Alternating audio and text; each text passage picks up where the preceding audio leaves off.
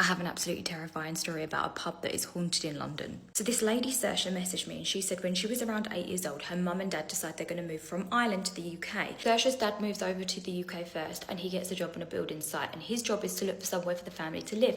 And on the building site, he meets a guy called Eddie. Eddie tells him that he has a friend who owns a pub, and that upstairs in the pub, there is rooms that they can rent and that he can probably get them at mates rates. He can get them at a discount. He arranges to go and see these rooms. They're perfect for what they need. And so he sends home, he tells his wife, bring the kids over, I've got somewhere for us to stay. And the landlord actually also employs her mum, Saoirse's mum, as like a barmaid. Saoirse said that at this time the family were dirt poor, so pretty much all of them were in one room. So you can imagine there's like 5 children in one room, all sleeping basically on the floor. She actually describes the feeling in the room as being death, stagnant, dark, sinister.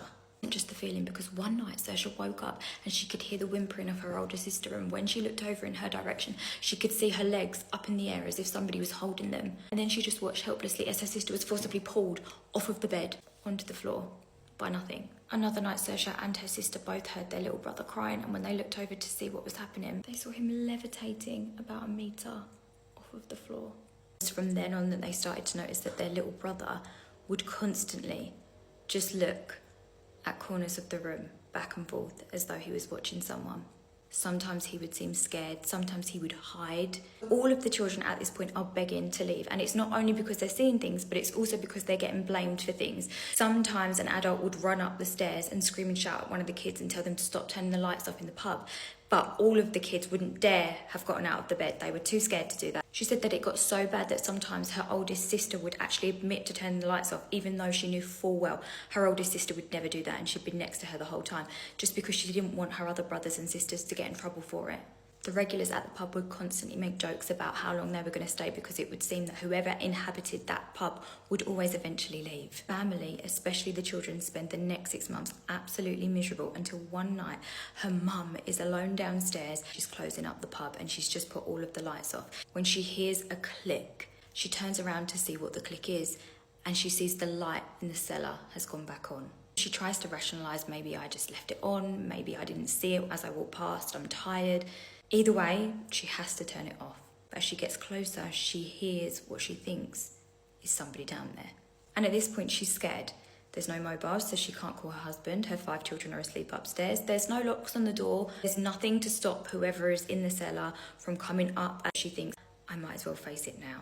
She calls out, but there's no reply. And then after that, she doesn't hear any noise. Maybe she was just hearing things. Maybe there's nobody in the cellar. She opens up the hatch door and she can't see anything, and it's a big open space, so if there was anyone in there, she would see it then. There's nowhere for them to hide. But in order to turn the light off, she has to go down a few steps, so reluctantly, she does exactly that. She steps back into the cellar, she reaches out to turn the light off. And just as she does this, she feels like somebody grabs her forcibly by her clothes and pulls her down. Because her hand is firmly around the chain of the light, as she gets pulled backwards, the light in the cellar goes off, and as she hits the ground, it is pitch black. Goes to stand up, she hears another bang. The trapdoor comes down, and she is now stuck in that pitch black cellar, all alone. Saoirse said at this point, all they could hear from their bedroom was the screaming of their mum. And so one by one, they all came down to try and get that trapdoor open, but they couldn't.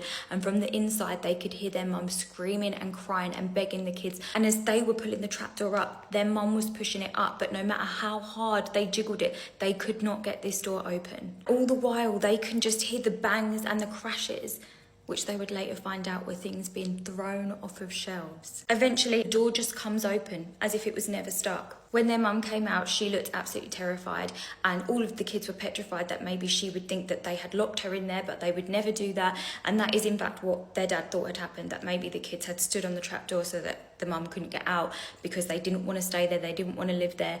But their mum, after that point, knew that that place was haunted and she knew she had to get out of there. So she packed their bags, she marched them through London, 8 miles, in the early hours of the morning, to one of her friends' houses, and they lived there for the next 6 weeks until they found somewhere else.